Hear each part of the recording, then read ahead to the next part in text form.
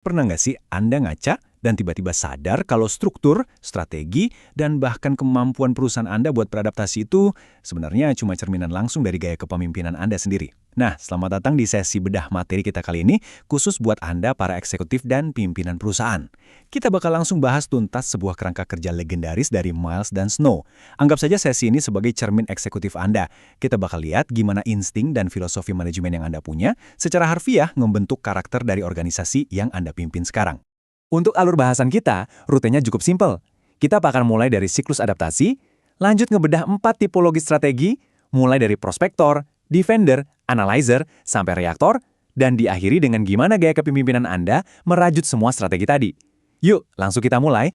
Oke, mari kita bicara soal realitas di lapangan. Adaptasi organisasi itu bukan sekedar proyek sekali jalan yang beres terus ditinggalkan.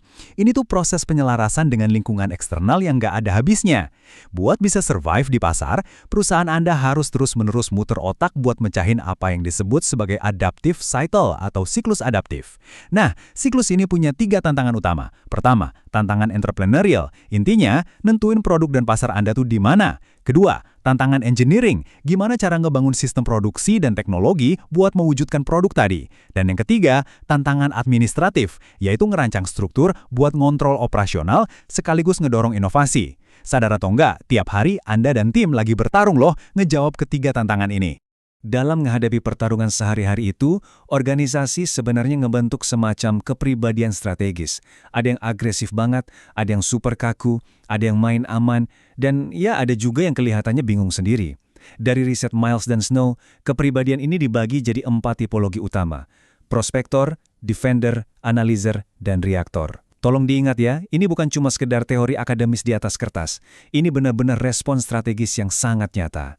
Tiap tipologi ini punya cara unik dalam memecahin masalah pasar, produksi, dan administrasi tadi. Mereka punya kekuatan supernya masing-masing, tapi di saat yang sama nyimpan risiko fatal kalau nggak dikelola dengan benar. Kita mulai dari yang pertama, the prospector, alias sang pencipta perubahan. Beda sama perusahaan yang ngejar efisiensi habis-habisan, prospektor ini lebih milih buat terus-terusan memindai pasar yang luas dan gampang berubah. Mereka berani investasi gede-gedean buat inovasi. Buat ngedukung hal ini, mereka biasanya pakai berbagai macam teknologi prototipe yang fleksibel. Dan pastinya butuh struktur administrasi yang terdesentralisasi dan organik. Gak kaku pokoknya. Kekuatan utamanya, wah mereka ini jagoan kalau urusan beradaptasi sama dunia hari esok. Cepet banget. Tapi sebagai pemimpin, Anda harus ekstra hati-hati.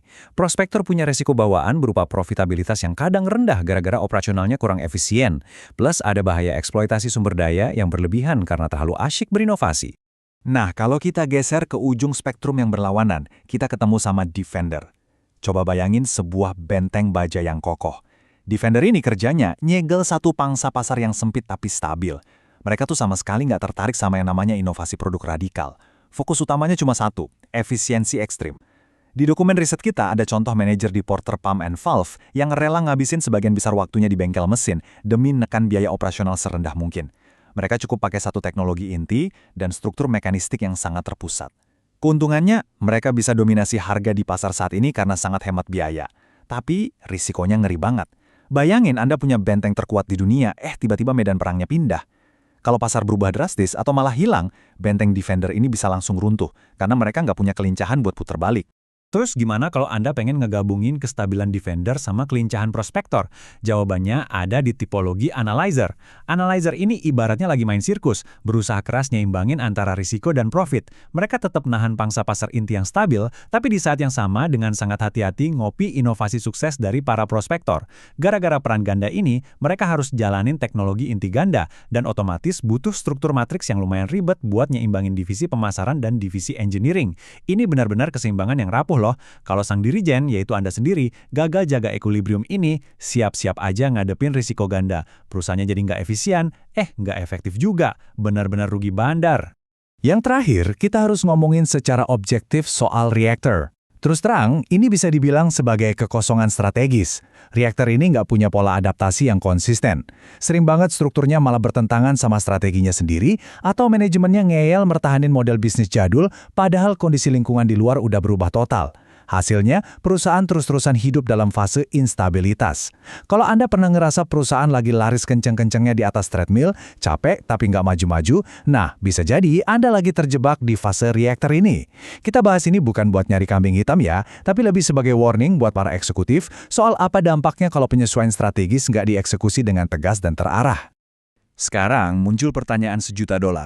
Kenapa sih ada perusahaan yang tumbuh jadi defender, sementara yang lain malah mantep jadi prospektor?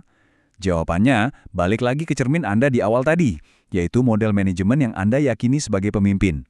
Pemimpin dengan filosofi tradisional yang sangat percaya sama kontrol terpusat dan standarisasi tugas, secara otomatis bakal ngelahirin organisasi tipe defender atau malah reaktor.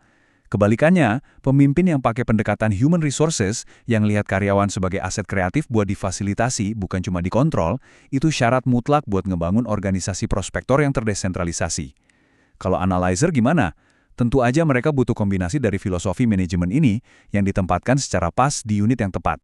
Jadi, poin krusial yang bisa kita ambil di sini adalah keahlian spesifik yang Anda kuasai itu sebenarnya yang ngebuka atau justru ngebatasin pilihan strategi perusahaan. Kalau Anda punya engineering mastery atau penguasaan teknis tingkat tinggi yang fokusnya murni ke rasionalitas dan efisiensi, perusahaan bakal secara alami kebentuk jadi defender. Di sisi lain, kalau Anda punya entrepreneurial vision, insting yang selalu lapar nyari peluang baru di atas segalanya, itu adalah motor penggerak utama buat ngebangun prospektor. Dan kalau Anda punya administrative mastery, kemampuan tingkat dewa buat ngeharmonisasin berbagai unit yang bertolak belakang di dalam struktur matriks, itu adalah fondasi wajib buat ngebangun analyzer. Intinya, kemampuan kognitif Anda adalah arsitektur dari bisnis Anda sendiri. Sebagai penutup, saya pengen ninggalin satu pertanyaan mendalam buat Anda renungkan. Apakah teori manajemen pribadi yang Anda pakai sekarang ini membantu, atau malah mencekik tipologi strategi yang sebenarnya dibutuhin organisasi Anda buat bertahan hidup? Kalau perusahaan dituntut buat lincah berinovasi kayak prospektor, tapi Anda masih memimpin dengan gaya kontrol ketat ala defender, wah, perusahaan Anda lagi menuju bahaya besar. Mulai sekarang coba deh bercermin lagi pada strategi Anda, sesuaikan gaya kepemimpinan Anda, biar organisasi Anda nggak cuma sekedar bertahan, tapi benar-benar mendominasi pasarnya. Terima kasih sudah bergabung di sesi bedah materi eksekutif kita kali ini, dan selamat memimpin perubahan!